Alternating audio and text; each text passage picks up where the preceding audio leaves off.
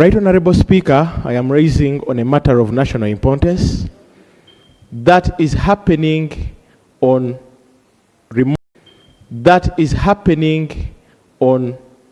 remote areas like islands.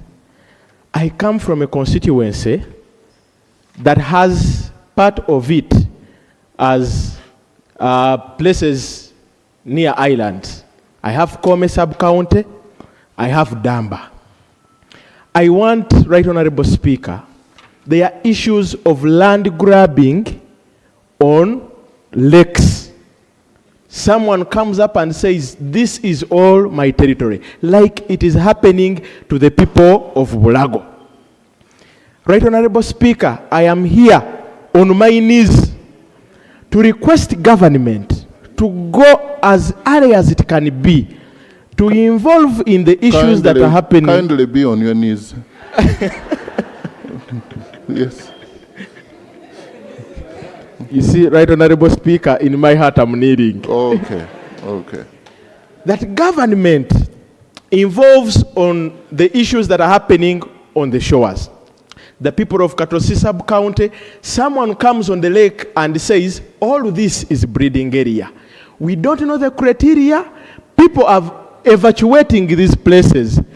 And also, there is an issue of the military and how people are being treated on the lakes.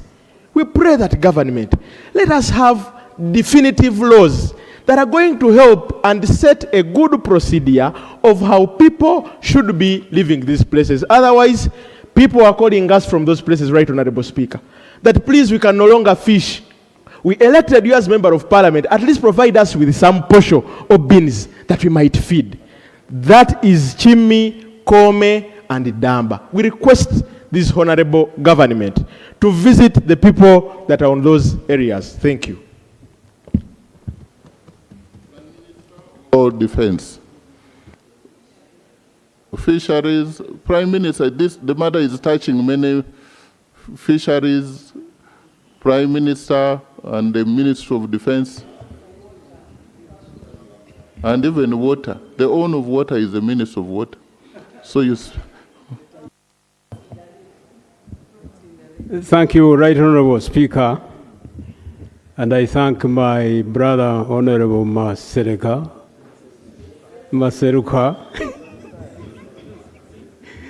for raising that issue. But this issue of the islands, the handling of the people involved in fisheries is definitely not new. It has been recurrent over times.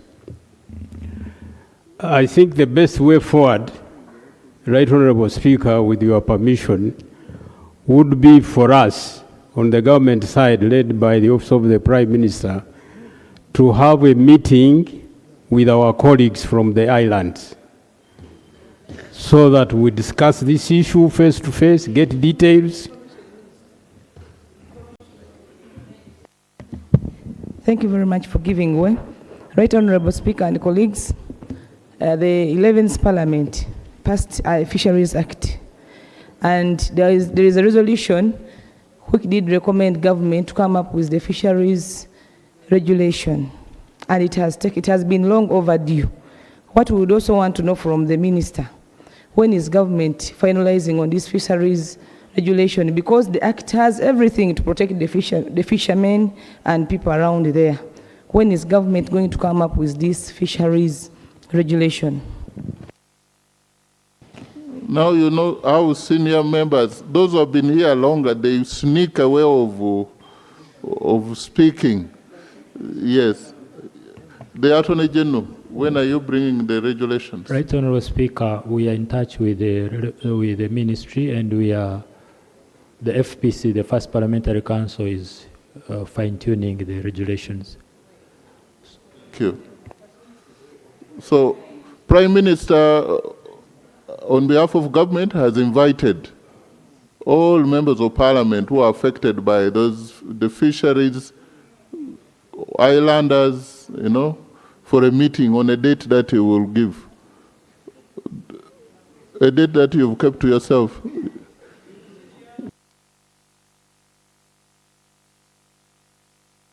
Honorable Maseruka, this may not be fair, but roughly you think this would be about how many MPs from the islands?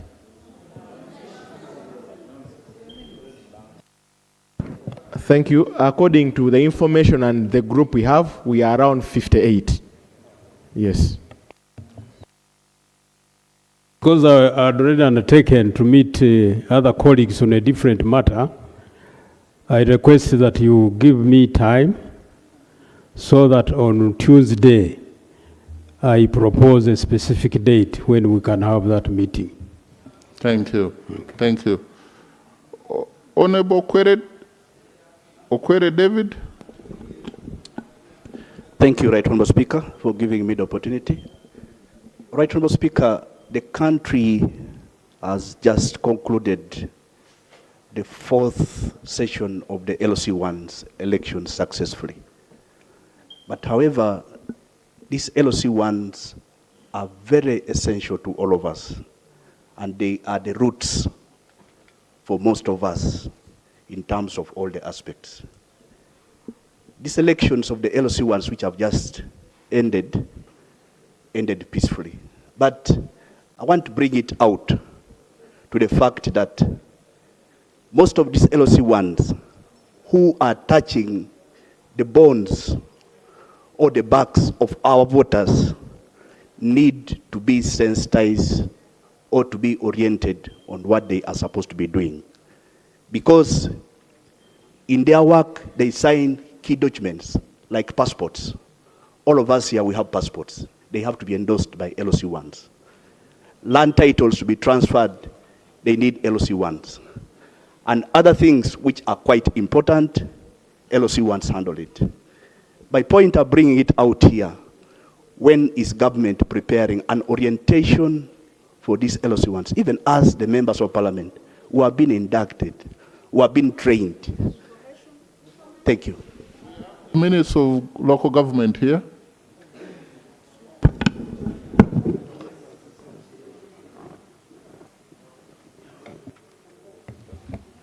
Thank you, Right Honourable Speaker. We have 2 weeks after election to streamline and remove complaints and everything. So this is the final week. We shall be preparing a handover of stamps to the new chairpersons.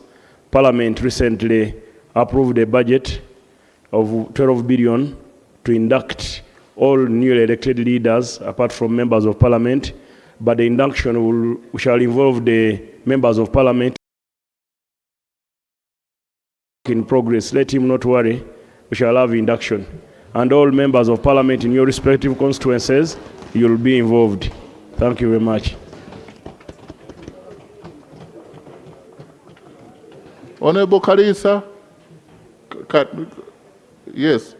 Honorable Engineer Dr. John Bosco Koi Karisa. Thank you, Right Honourable Speaker. Right Honourable Speaker, I rise on this matter of national importance about acquisition of land for government projects. Right Honourable Speaker, on 11 September 2025, the whole government and the people of Uganda were in smiles after hearing that Mbarara is going to be converted into an international airport. Right Honourable Speaker, this was also improved by His Excellency writing a directive to the Prime Minister, and later the Prime Minister released on press with Base 7 company about the plans. However, what is happening right now around Mbarara, people are selling plots of land everywhere, and this seems to be also a plan for people to position themselves to be bought when that project is going to take place. What I would want to ask the Prime Minister, is the project still on? And if it is still on, isn't it right that the government goes and acquires and gazettes land that is probable for that project? Because our people of Wheju, They think they are 40 kilometers from an international airport. They are preparing their tea. They are preparing their coffee. They believe their gold is going to be close to an international gateway. Thank you, Mr. Speaker. Honorable Prime Minister, was the acquisition of land through private individuals? Are you aware of what is happening there? What is the latest? Yes, what I know, Right Honorable, is that an international airport is going to be developed in Mbarara. But the details my brother is giving about people now positioning themselves for compensation is new. So we undertake to work with the Honorable MP to ensure that we don't get complications when implementation starts. Thank you. Now, I had threatened, Honorable Okwi, you came when I had called your name, and you want to be the last one. You talked about the recruitment of UPDF. Did you try to join and they left you out, or what is your complaint? Thank you very much, Right Honorable Speaker. I rise on a matter of urgent national importance concerning an alleged irregularity in the ongoing recruitment into the UPDF that was occasioned yesterday in Palisa District. One opposed Emmanuel had successfully gone through the online process, and when he reported yesterday for the physical recruitment, he reports that he successfully went through all the screening activities, processes that were meant for yesterday. In the evening, when he was due to be assembled with the successful candidates, an officer gave him a form to fill and directed that he fills a different name. That he reports to be Osire Abraham. Now, upon filling that form, the officer asked him out of the assembled successful candidates. He was shocked and he tried to protest. Unfortunately, help me understand. Unfortunately, help me understand.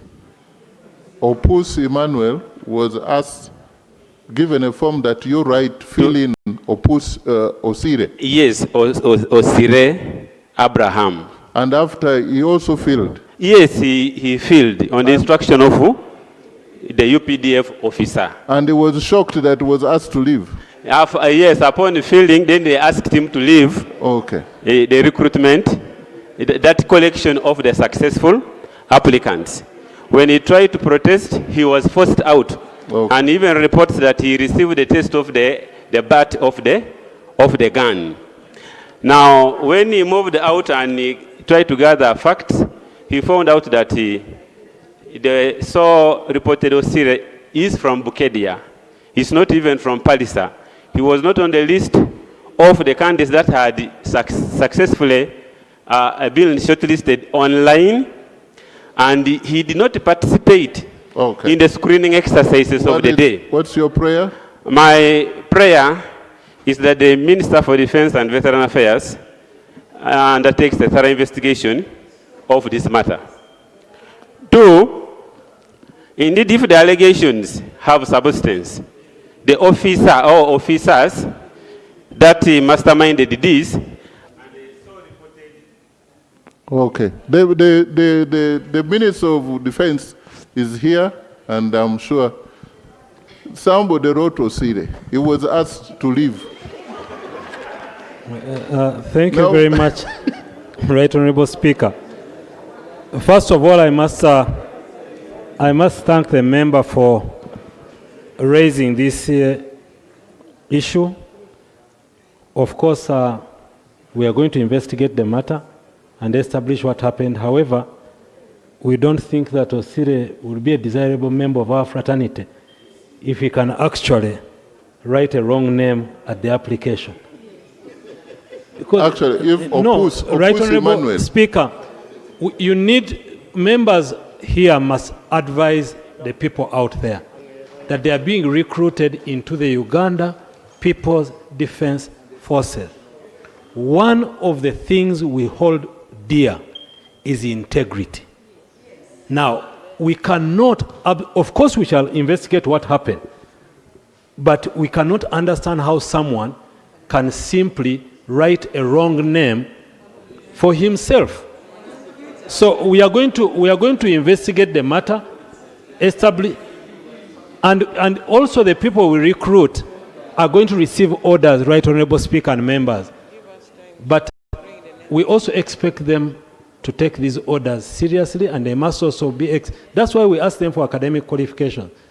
Because we say, okay, this order, how reasonable is it? We do not ask those many questions in the army, but we are not robots. We actually think.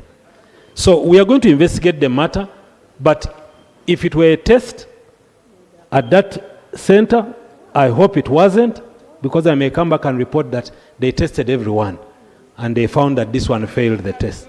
I beg to submit. Yes, that's why I was emphasizing that how can you, I know both, Jacob, who is going to join the National Defense Army? Then you have your ID, you know your names. Then they say, you feel here, now you are called Osire.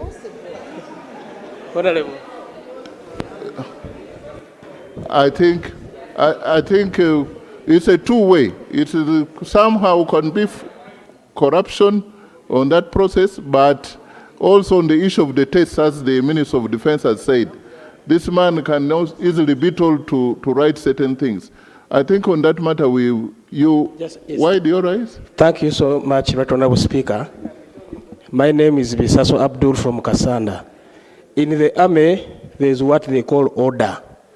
So this man took an order, and therefore he should not be left out. Thank you.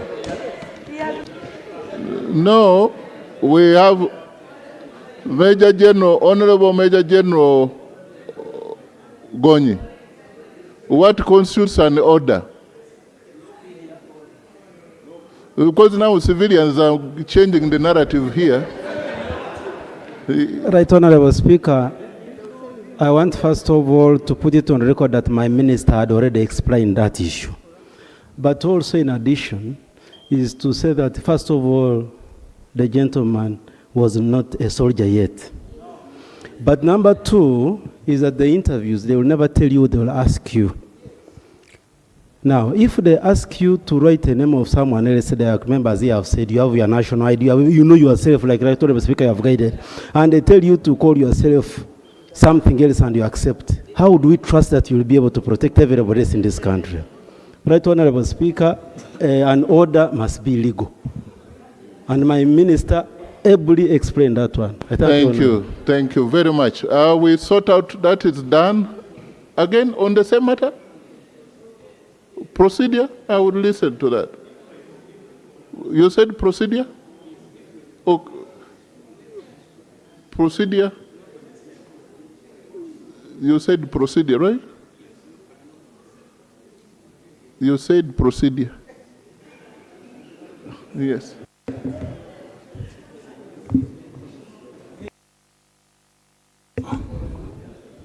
Thank you very much, Right Honorable Speaker.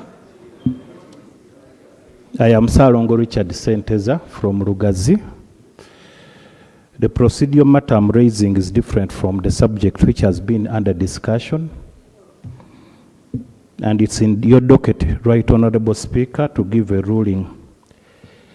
It emanates from Rule 163 and 164 of the Rules of Procedure of this Parliament.